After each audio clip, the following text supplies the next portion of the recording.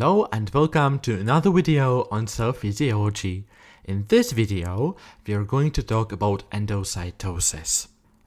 Endocytosis is a process which enables large particles to get into the cell. You probably also know other ways of transport, such as diffusion or active transport. The reason we have these is that cells need nutrients and other fluids to live and function normally.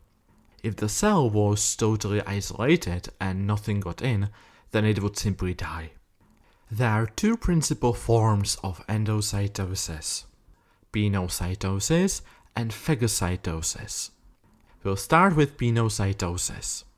Pinocytosis is a process in which the cell ingests smaller particles and transports them in vesicles to the cell cytoplasm. Pinocytosis is the only option for large macromolecules, such as protein molecules, to enter the cell. Now let's look at the process in detail. Imagine that some proteins want to enter the cell. First thing that they need to do is to attach to specialized receptors on the surface of the membrane. These receptors are concentrated in small pits called coated pits on the surface of the membrane. Beneath these coated pits are other proteins, the most important being clathrin, and contractile elements, actin and myosin. When the molecule binds to the receptor, the membrane changes and the pit invaginates, meaning that it gets larger in the membrane in order to have enough space for the protein. Then the proteins beneath the pit cause the edges of the pit to close.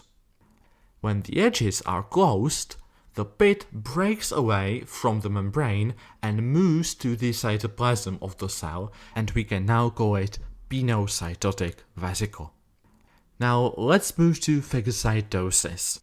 Phagocytosis involves ingesting even larger particles, such as bacteria or even whole cells.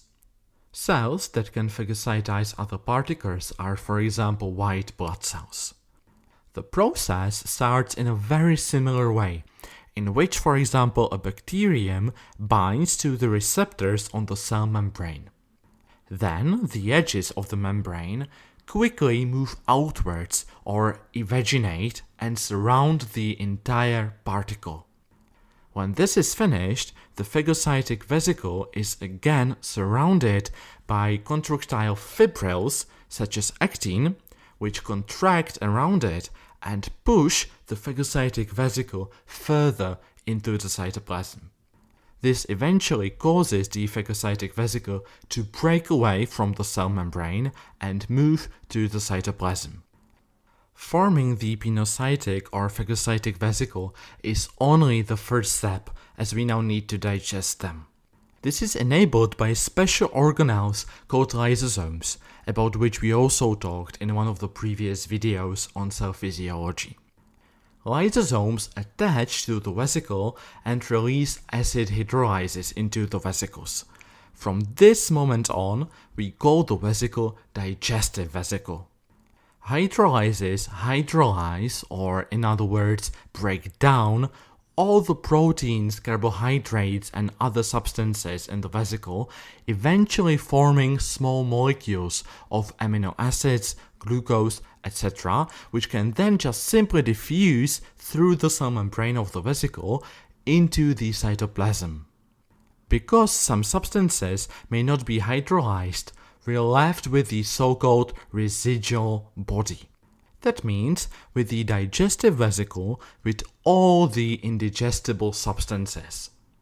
And because the cell doesn't need them, it simply excretes them through exocytosis, about which we've also already talked.